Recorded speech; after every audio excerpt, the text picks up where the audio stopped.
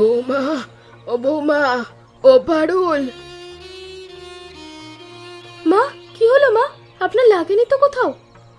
ও না রে, তেমন লাগেনি, শুধু একটু ধাক্কা লেগেছে। কিন্তু আমার চশমাটা রে, সে কতদিনের পুরনো, এখন তো চোখের সামনে সব কুয়াশা। থাক মা, ওসব ছুঁয়ো না, হাত কেটে যাবে। এখন কি হবে গো? বৌমা, তুমি কোথায়? তোর গলাটা শুনছি, মুখটা তো দেখতে পাচ্ছি না। কি হলো গো, এত চিৎকার কিসের? দেখো, মায়ের চশমাটা একদম গুঁড়ো হয়ে গেছে। মা এখন চোখেই দেখতে পাচ্ছেন না ঠিক মতো। সংসারের খরচে যত টানাটানি হোক, তুমি একটা ব্যবস্থা করো। মায়ের একটা নতুন চশমা লাগবে। না রে, থাক, এই বর্ষার দরকার নেই, আমার এমনি দিন কাটছে। মা, তুমি হাতরে হাতরে সংসারের কাজ করবে আর আমি বসে বসে দেখবো? এটা হতে দেব না। ঠিক বলেছ মা, তুমি চিন্তা করো না। ও যখন কথা দিয়েছে ঠিক ব্যবস্থা করবে। তোরা দুজন থাকতে আমার আর ভাবনা কি? মা, তোমার চোখের আলো আমি যেভাবেই হোক ফিরিয়ে আনবই আনবো, এই মাধব কথা দিল। কিন্তু হাতে তো তেমন টাকা নেই গো, কি করে ব্যবস্থা করব? সর্ষে ক্ষেতের তেলটা তো এবার খুব ভালো হয়েছে, ওটাই যদি ভালো দামে বেচতে পারি তাহলে হয়ে যাবে মা। তুই তো ছোটবেলা থেকেই এমন, একবার মুখ থেকে কথা বেরোলে আর পিছপা হোস না। তাহলে আজই কথাধরকে খবর দাও, ওকে সাথে নিয়ে গেলে কাজটা সহজ হবে।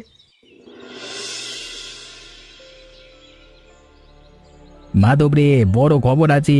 আজকে থেকে শহরে বিশাল বাণিজ্য মেলা শুরু হয়েছে। শহরের বড় লোকেরা সব আসবে ওখানে, তোর এই খাঁটি সর্ষের তেল হাতে পেলে কিনে নেবে। সত্যি বলছিস? তাহলে তো এই তেল বেচেই মায়ের চশমার টাকাটা উঠে আসবে। একদম, চল বোতলগুলো ঝুড়িতে ভরে বের। ট্রেন ফসকে গেলে কিন্তু আজকের দিনটাই মাটি। এই তেলটা একদম খাঁটি রে কথা, নিজের হাতে ঘানি টেনে টেনে বের করেছি। শহরের বাবুরা একবার গন্ধ পেলেই কিনে নেবে, দেখিস। তোর তেলের গন্ধেই তো আশেপাশে 3 গায়ের লোকই দুয়ারে আসে। শহরের বাবুরা তো আর বাদ যাবে না। গদা, হাতে তো বেশি পয়সা নাই রে, দুটো টিকিট কাটলে ফেরবার ভাড়াটাও থাকবে তো। এই নে, আমার কাছে যা আছে তাও দিলাম। এখন তেল বেচে যা পাবি তাতেই সব উঠে আসবে। তুই না থাকলে গদা, আমি একলা এত দূর আসারই সাহস পেতাম না। আরে বন্ধু, কিসের জন্য রে? চিন্তা করিস না, এখন শুধু ট্রেনটা মিস করা যাবে না। দেখ, হুইসেল দিদি যায়, দেয় দেয় দেয় দেয়।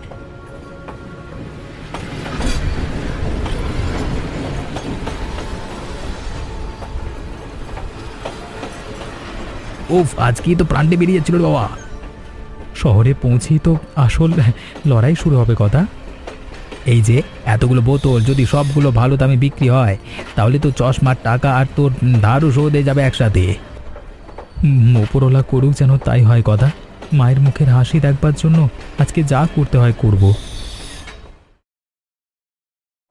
এই এই এই, কোথায় যাচ্ছ তোমরা? এখানে হকারদের বসবার জায়গা নয়। দাদা, জায়গা দিন না, খুব দরকার। নিয়ম নেই বাবা, ভেতরে যাওয়া চলবে না, ফিরে যাও। দাদা, শুধু এক কোণে একটু জায়গা হলেই চলবে, আমরা কাউকে বিরক্ত করব না, কথা দিচ্ছি। বললাম তো নিয়ম নেই, রোজ কত লোক এসে এসব বলে। সবাইকে জায়গা দিলে তো মেলায় ভরে যাবে। দাদা, রাগ করবেন না, আমার মায়ের চোখে চশমা ভেঙে গেছে, উনি এখন কিছুই দেখতে পান না ভালো করে। এই তেল বিক্রি করেই আমি চশমার টাকাটা জোগাড় করব, দয়া করে একটু জায়গা দিন, ফিরিয়ে দেবেন না? সত্যি বলছি দাদা, ও মিথ্যে বলছে না, আমি নিজের চোখে দেখেছি ওর মায়ের অবস্থা। ঠিক আছে, ওই কোণে গিয়ে বসো, কিন্তু জোরে হাঁকডাক করে বিরক্ত করো না কাউকে, আর কিছু হলে আমার নাম বলো না। অনেক ধন্যবাদ দাদা, আপনারই উপকার আমি ভুলবো না। যাও যাও, বেলা পড়ে যাচ্ছে। দেখলি লোকটার বাইরে যতই করা হোক না কেন, ভেতরে ভেতরে মনটা কত নরম। মানুষ চেনা অত সহজ নয় রে কথা, একটু কষ্টে পড়লে আসল মানুষটা বেরিয়ে আসে। বাপরে, এত বড় মেলা তো জীবনে দেখিনি। আমাদের গায়ের মেলার চেয়ে 10 গুণ বড়। চল কথা, ওই কোণটাতেই বসি, রামলাল দাদা যেখানে দেখিয়ে দিলেন। দেখ মাধব, ওই দোকানে কত সুন্দর মিষ্টি সাজানো। মেলা শেষে একটু কিনে নিয়ে যাব নাকি? আগে তেল বিক্রি হোক, তারপর মিষ্টির কথা ভাবা যাবে কথা। তুই তো সবসময় হিসেবি রে। খাঁটি সর্ষের তেল, নিজের হাতে ঘানি টেনে তৈরি, একদম খাঁটি তেল। আসুন আসুন বাবু, একবারে গন্ধ শুকিয়ে দেখুন না। গদারে, বেলা তো পড়ে এলো, একটা বোতলও তো বিক্রি হলো না। সবই তো বড় বড় দোকানদার তেলই কিনছে সবাই। আমাদের এই মাটিতে বসা ঝুড়ির দিকে কেউ ফিরেও তাকাচ্ছে না। আরে মাধব, যে তেল বেচতে শহরে চলে এসেছো? গ্রামে বসে বেচলেই তো পারতে বাবা, এখানে কেউ তোমাদের চিনবে নাকি? হ্যাঁ, মায়ের চশমার জন্য একটু বেশি দামের আশায় এসেছি সাহামশাই। আপনি তো জানেন মায়ের চোখের অবস্থা। হ্যাঁ, দেখা যাক কতদূর কি হয়। আজকাল তো টাকা ছাড়া কিছুই হয় না বাবু, চশমাও নাও চিকিৎসাও না। থাক গদা, ওসব কথায় কান দিসনি, আমাদের কাজ আমরা করি। এই রে, সকাল থেকে কিছু খাইনি, পেট তো চোঁচো করছে। একটা তেল বিক্রি না হওয়া পর্যন্ত মুড়ি ভরসারে কথা। এই নে, বাড়ি থেকে আনা মুড়িটা খেয়ে নে। তেল বিক্রি না হলে তো আজকে সারাদিন এই মুড়ি খেয়েই কাটাতে হবে। গদা, ওই বাবুটার পার্স পড়ে গেল যে। তাড়াতাড়ি যা, লোকটা এগিয়ে যাচ্ছে। বাবু দাঁড়ান, আপনার এটা পড়ে গেছিল মেলায়। আরে আমি তো টেরই পাইনি, তুমি এতটা পর দৌড়ে এসে আমাকে ফিরিয়ে দিলে। আজকালকার দিনে এমন সততা তো দেখাই যায় না বাবা। এটা তো আপনারই জিনিস বাবু, না দিলে তো অন্যায় হতো। এর মধ্যে তো অনেক টাকা আছে, একবার গুনেও দেখলে না? না বাবু, পরের জিনিসে হাত দিতে নেই, এটা তো আমার মা ছোটবেলা থেকেই শিখিয়েছেন। তুমি এখানে কি করছিলে? চেহারা দেখে তো গ্রামের ছেলে মনে হচ্ছে। মায়ের চশমা ভেঙে গেছে বাবু, চোখে প্রায় কিছুই দেখেন না, তাই খাঁটি সর্ষের তেল বেচতে এসেছিলাম, যদি কিছু টাকা জোগাড় হয়। চলো তো আমার সঙ্গে, তোমার মতো ছেলের সাথে আজকে আমার একটু কথা বলা দরকার। গদা, এদিকে আয়। কি হলো রে, ডাকলি কেন? তুমি বুঝি এর বন্ধু, চলো তোমরা দুজনেই আমার সাথে, আজকে তোমাদের একটু ভালো মন্দ খাওয়াবো, তারপর কথা হবে। মাধব, লোকটা তো সত্যি অনেক বড় লোক মনে হচ্ছে, গাড়ি দেখেছিস? চুপ কর গদা, ভদ্রতা দেখা। ওটো, লজ্জা পেও না। বাবু, আমাদের গায়ে তো মাটি মাখা, গাড়ি নোংরা হয়ে যাবে না তো? আরে ধুস, মাটি মাখা তো হাতেই তো সততার আসল রূপ থাকে, তাই না? ওটো তো। ওহে, এই ছেলের ঝুড়ির সব তেল কিনে নাও ভালো দাম দিয়ে। আর শোনো, মায়ের চোখের পাওয়ারটা বলো তো মাধব, একদম মজবুত ফ্রেমের চশমা বানিয়ে দিচ্ছি। বাবু, এত তাড়াতাড়ি? আমি তো ভাবছিলাম তেলটা বেচে তারপর অন্য দোকানে গিয়ে দরদাম করব। আরে দরদাম আমার কাছেই করো না, বসো এখানে একটু চা খাও, আমি ল্যাবে গিয়ে দেখি। মাধব রে, এসব যেন স্বপ্ন লাগছে আমার। হ্যাঁ, ঠিকই বলেছিস, আমারও রে কথা, কিন্তু মায়ের মুখটা মনে করলেই মনে হচ্ছে এটাও সত্যি। এই নাও, তোমার মায়ের জন্য ফ্রেমটা মজবুত করে বানিয়ে দিয়েছি, যাতে সহজে না ভাঙে। বাবু, দামটা বলুন, তেল বেচা টাকা থেকেই দিচ্ছি। আর তোর মতো সৎ ছেলের মায়ের থেকে আমি একটা পয়সাও নেব না, এটা আমার তরফ থেকে মায়ের জন্য উপহার। বাবু, আপনার এই ঋণ আমি কোনো দিন শোধ করতে পারবো না। আর শোধ করবার দরকারও নেই, শুধু মনে রেখো, দরকার হলে আমাকে ডেকো, আমি পাশে থাকব।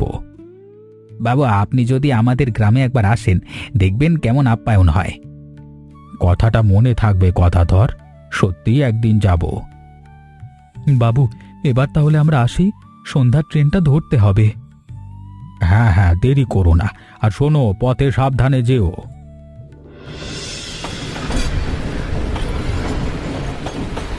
কিরে মাধব, মনটা এবার হালকা হলো তো? সারাটা পথ চশমার বাক্স বুকে চেপে বসে আছিস, মানুষ ভাববে ভেতরে সোনাদানা আছে। আজকে বুঝলাম গদা, সততার পথ ধরলে ওপরওয়ালা কোনো না কোনো রূপে সাহায্য করতে আসেনি। মা যখন চোখে দেখবে কি যে খুশি হবে। আর সেই বিমল সাহার কথাটাও মনে পড়ছে, দেখলি তো, শুধু টাকা টাকা করে দিন কাটায়, দিন কাটায় লোকটা। সবাই তো একরকম হয় না রে কথা, অবিনাশবাবুর মতো মানুষও তো আছেন এই দুনিয়ায়। তা ঠিক, আজকে যদি অবিনাশবাবু না থাকতেন তাহলে তো আমাদের মেলাতেই সারাদিন কেটে যেত, একটাও তেল বিক্রি হতো না।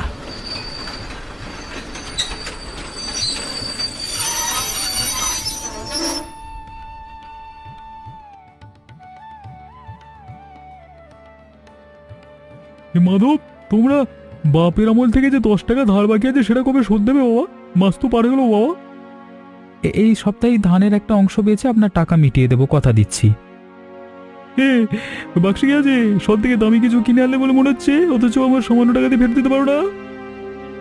এটা মায়ের চশমা সাহামশাই, নিজের রোজগারে কেনা, আর আপনার ধারও শোধ হয়ে যাবে একটু ধৈর্য ধরলে। কথায় তো পেট ভরে না বাবু, দেখি কতদিন কথা রাখো।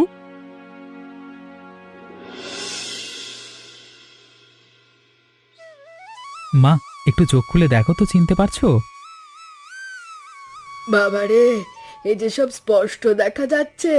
তোর মুখটা কতদিন পর এমন পরিষ্কার দেখলাম। আর তুই তো আরো সুন্দর হয়ে গেছিস বৌমা। মাগো, তুমি কাঁদছো কেন? আজ তো আনন্দের দিন। হে আনন্দের চোখের জল মা, এ কষ্টের নয়। কিভাবে জোগাড় করলি এই সুন্দর চশমাটা? হ্যাঁ, সে অনেক গল্প মা, পরে বলবো। এখন শুধু বলো, ভালো লাগছে তো? ভালো লাগবে না মানে? এত বছর পর পৃথিবীটাকে নতুন করে দেখছি। মা, এবার থেকে তুমি আর একটু সাবধানে হাঁটবে, আর কিছু লাগলে আমাদের ডাকবে, ঠিক আছে? এখনই তো চোখে দেখতে পাচ্ছি রে বৌমা, আর হোঁচট খাওয়ার ভয় নেই। তবুও মা, শরীরের যত্ন নিও। তোমাকে সুস্থ দেখলেই তো আমাদের সব কষ্ট দূর হয়ে যায়। তুই ভালো থাক বাবা, তোদের সুখই তো আমার সুখ। বাবা, এই কদিন চোখে অন্ধকার নিয়ে বুঝলাম, হরিপদ কাকার মতো যাদের চোখ এখনো অন্ধকারে, তাদের দিন কেমন কাটে। ওই বুড়ো মানুষটার তো টাকার অভাবে চোখেই দেখতে পায় না। তাই তো মা, হরিপদ কাকা তো রোজ দেওয়াল ধরে হাঁটেন। আমার নিজেরও খেয়াল হয় মাঝে মধ্যে, বড় কষ্ট হয় দেখতে। তুই তো অবিনাশ বাবুর সাথে পরিচয় করেছিস, যদি একটু বলে দেখিস গ্রামের আরো কিছু মানুষের পাশে দাঁড়ানো যায় কিনা। মা ঠিকই বলেছে, শুধু আমরা কেন, গ্রামের সবাই যদি একটু ভালো থাকে তাহলে তো ভালো হয়। আমি কালই শহরে যাব মা, দেখি কি করা যায়। অবিনাশবাবু তো নিজেই বলেছিলেন দরকার হলে যেন ডাকি। ও সাহা মশাই না, গলাটা চিনলাম মনে হলো। শুনলাম মাধবের মায়ের চোখ নাকি সেরে গেছে শহরের কোনো বড়বাবু দৌলতে। হ্যাঁ শুনেছেন হরিপদদা, মাধব নাকি শহরের কোনো ডাক্তারকে গ্রামে এনে চশমা বিক্রি করবার চিন্তা করছে বাবা। সে কি গো, ছেলেটা তো তাহলে ভালো কাজই করছে। ভালো মানুষের রূপ ধরেই তো সব ঠকবাজি হয় দাদা। হ্যাঁ, চিটিংবাজ, একটু সাবধানে থাকাই ভালো। হ্যাঁ তা তো ঠিকই বলেছো বটে, কিন্তু আমার চোখটাও তো এবার একটু দেখাতে হবে। কি করি বলো তো? বাবু, আমার মায়ের মতো গ্রামের আরও অনেকের চোখের আলো নিভে গেছে। হরিপদ কাকার মতো মানুষ টাকার অভাবে চোখে দেখতেই পারেন না।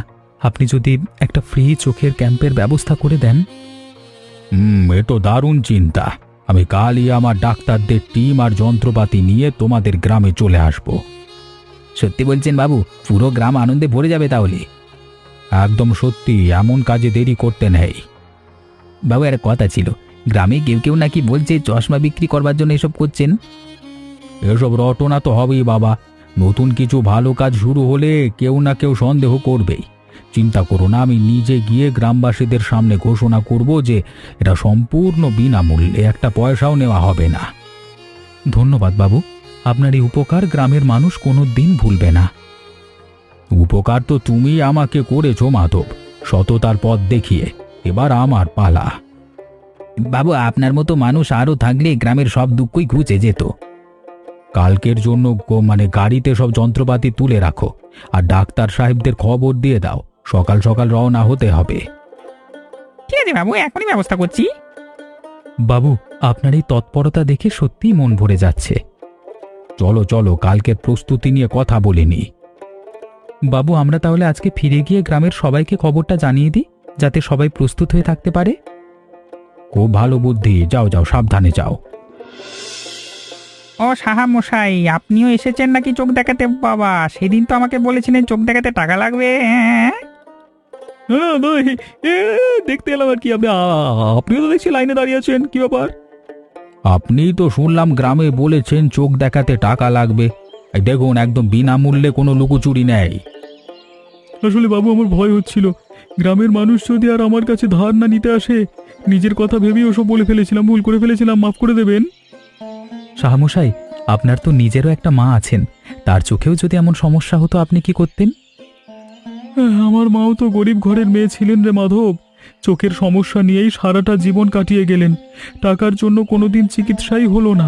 আজকে তোমার এই কাজ দেখে বুঝলাম আমি ভুল ভেবেছিলাম। তাহলে চলুন, লাইনে দাঁড়ান, আপনার চোখটাও দেখিয়ে নিন। আরে বাহ, কতদিন পর আকাশটা এমন নীল দেখলাম। আজকে আপনার চোখ ভালো হচ্ছে, এটাই তো আসল কথা। সবাই লাইনে দাঁড়ান, একে একে সবাই দেখা হবে, তাড়াতাড়ি করবেন না। মাগো, তোমার ছেলের জন্যই আজকে এতগুলো বছর আমি আকাশের রংটা আবার দেখতে পেলাম। তোমার ছেলে তো আমার সব গর্ব হয়ে গেল। ও তো শুধু আমার কথা ভাবে না, সবার কথা ভাবে। এই তো আমার ছেলে, আমার গৌরব। মা, আজ পুরো গ্রামটাই আমাদের আপন হয়ে গেল। মাধব, আজকে থেকে তোমার বাবার সেই পুরনো ধারটা আমি মুকুব করে দিলাম। যাও, তোমার কাছে অনেক কিছু শিখলাম আজকে, যাও। শাহমশাই, এটার কোনো দরকার ছিল না, তবে আপনার এই মন বদলটাই আমার কাছে অনেক বড় পাওনা। এই তো সেই মেলার গার্ড দাদা। মাধব, চিনতে পেরেছ? সেদিন মেলায় তুমি যেভাবে কেঁদে বলেছিলে মায়ের চশমার কথা, সেটা আমার মাথা থেকে যায়নি। আমার নিজের মায়েরও তো চোখে একই সমস্যা। শুনলাম তোমাদের গ্রামে নাকি ফ্রি ক্যাম্প হয়েছে, তাই এতদূর ছুটে এলাম। যদি একটু দেরি না হয়ে গিয়ে থাকে তাহলে। দেরি একটু হয়নি দাদা, আজই সব ব্যবস্থা হয়ে যাবে। আসুন আসুন, ভেতরে আসুন। সেদিন তোমাকে বসতে জায়গা দিয়েছিলাম বলে যদি আজকে আমার মায়ের উপকার হয়, তার চেয়ে বড় আর কি পাওয়া হতে পারে। বাহ মাধব, তোমার এই ছোট্ট একটা সততার কাজ কত মানুষের জীবন বদলে দিল, দেখেছো? এসবের শুরু তো ওই একটা ভাঙা চশমা দিয়ে হয়েছিল বাবু। আর সেই ভাঙা চশমা থেকে আজকে এত মানুষের মুখে হাসি ফুটলো, ভাবতে কেমন লাগছে। মাসিমা, একটু খেয়ে নিন, তারপর ভালো করে বিশ্রাম নেবেন। আজকের এই সন্ধ্যাটা আমি সারা জীবন মনে রাখবো। তোমাকে সন্দেহ করেছিলাম বলে বড় লজ্জা লাগছে মাধব। ধুর কাকা, এসব নিয়ে আর ভাববেন না তো। আপনার চোখে আলো ফিরেছে শুনে আমারও বুক ভরে গেছে। এটা কি বলে সততার ফল, তাই না মাধব? হ্যাঁ, শুধু একটু সাহায্য করেছি মাত্র, বাকিটা তো ওপরওয়ালার ইচ্ছা। তোমার মতো ছেলে থাকলে গ্রামের কোনো মানুষকে আর অন্ধকারে থাকতে হবে না বাবা। এই বুড়ো মানুষটার আশীর্বাদ রইল তোমার উপর। আপনার ছেলের মতো ছেলে হয় বলি তো এই দুনিয়াটা এখনো সুন্দর আছে। তোমরা সবাই আজ থেকে আমার পরিবারেরই অংশ বাবা। এসো, এই আঙিনায় সবাই মিলে আজকে রাতটা কাটাই। তাহলে চলুন, আজ রাতে সবাই মিলে একসাথে খাওয়া দাওয়া হোক। আমি কিন্তু আজকে সবচেয়ে বেশি খাবো, সারাদিন খুব পরিশ্রম করেছি। তোর জন্য আলাদা করে রাখবো বাবা, চিন্তা করিস না।